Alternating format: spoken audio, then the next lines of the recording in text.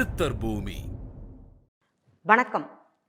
திருமணத்தை தீர்மானிப்பது நட்சத்திரங்களா கிரகங்களா அப்படிங்கிற ஒரு கேள்வி கேட்டிருந்தாங்க.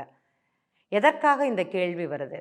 திருமணம் அப்படிங்கிறது கண்டிப்பாக நட்சத்திரத்தின் மூலமாக கிரகங்கள் நடத்தி வைப்பது அப்படிங்கிறதுல எந்த மாற்றமும் கிடையாது. இந்த நட்சத்திரங்களோட அதிபதி அப்படிங்கிறது தான் கிரகங்கள். எனக்கு ஒரு அஸ்வதி நட்சத்திரம் இயங்குது அப்படின்னா அதோட அதிபதின்னு சொல்லக்கூடியது கேது பகவான். நான் பிறந்த நட்சத்திரம் அஸ்வதி நட்சத்திரமாக இருந்ததுன்னா என்னுடைய முதல் திசை அப்படிங்கிறது தசாநாதன் யார் எனக்கு நடக்கக்கூடியதுன்னா கேது தசை தான். அப்போது நட்சத்திரத்தின் வழியாகத்தான் நம்முடைய செயல்கள் அப்படிங்கிறது அங்கே நடக்கிறது.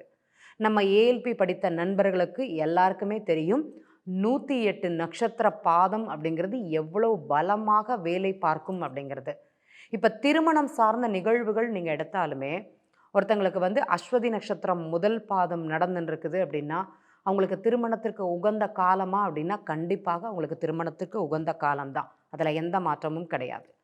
அந்த கேது பகவான் அவங்க ஜாதகத்தில் எந்த இடத்துல இருந்தாலுமே அந்த திருமணம் நடக்குமானா கண்டிப்பாக நடக்கும். அஸ்வதி நட்சத்திரம் முதல் பாதம், அஸ்வதி நட்சத்திரம் 2வது பாதம். நானே வேண்டான்னு எந்திரிச்சு போனாலே தவிர என்னுடைய மனம் சம்மதிக்கவில்லை என்றால் தவிர அந்த திருமணம் தடைபடுமே இல்லாது அந்த கிரகங்கள் அவங்க வேலையை செய்வாங்களான்னா கண்டிப்பாக செய்வாங்க. ஒரு திடீர் திருமணத்தை கொடுக்குமானா கொடுக்கும். அதே இது மூல நட்சத்திரம் ஒருத்தங்களுக்கு போகுது, எதிர்பார்க்கவே இல்லை, ஒரு திடீர் திருமணத்தை ஒரு வாழ்க்கை துணையை அவங்க வாழ்க்கையில் கொண்டு வருமானா கொண்டு வரும். அதாவது அவங்களுக்கு 35 வயசு ஆனாலும் சரி, 25 வயசு ஆனாலும் சரி, 20 வயசு ஆனாலும் சரி, இந்த மூல நட்சத்திரம் முதல் பாதம் அப்படிங்கிறது அந்த திருமணத்திற்கு பார்த்துன்னு இருந்தாங்க இல்லைன்னா பார்த்து தளர்ந்து போயிட்டாங்க அப்படின்னா அவங்க வாழ்க்கையில் ஒரு திருமண யோகத்தை கொண்டு வருமானா கண்டிப்பாக கொண்டு வரும். அது எதிர்பாராத விதமாக அவர்களுக்கு அமையும் அப்படிங்கிறதுல எந்த மாற்றமும் கிடையாது. அதற்கு யார் காரணம் அப்படின்னா மூல நட்சத்திரத்தோட அதிபதின்னு சொல்லக்கூடிய கேது பகவான் மட்டுமே அதற்கு காரணமாகிறார். கேதுங்கிறது நம்ம என்ன சொல்லுவோம், ஞானம் சம்பந்தப்பட்டது, ஆன்மீகம் சம்பந்தப்பட்டதுன்னு சொல்லுவோம். அந்த வாழ்க்கையில் ஞானம் அப்படிங்கிறதுல அவருக்கு கொடுக்குமானா கண்டிப்பாக கொடுக்கும். அதில் எந்த மாற்றமும் கிடையாது. ஒரு நட்சத்திரத்துக்கும் தனித்துவம் அப்படிங்கிறது அங்கே அதிகமாகவே இருக்குது. இந்த பூரட்டாதி நட்சத்திரம் ஒருத்தங்களுக்கு போச்சு, திருமண வாழ்க்கையில் பிரச்சனையை கொடுக்குமானா கொடுக்கும். நீங்கள் திருமணத்தை கொண்டு வர்றதை தான் சொல்கிறீங்க.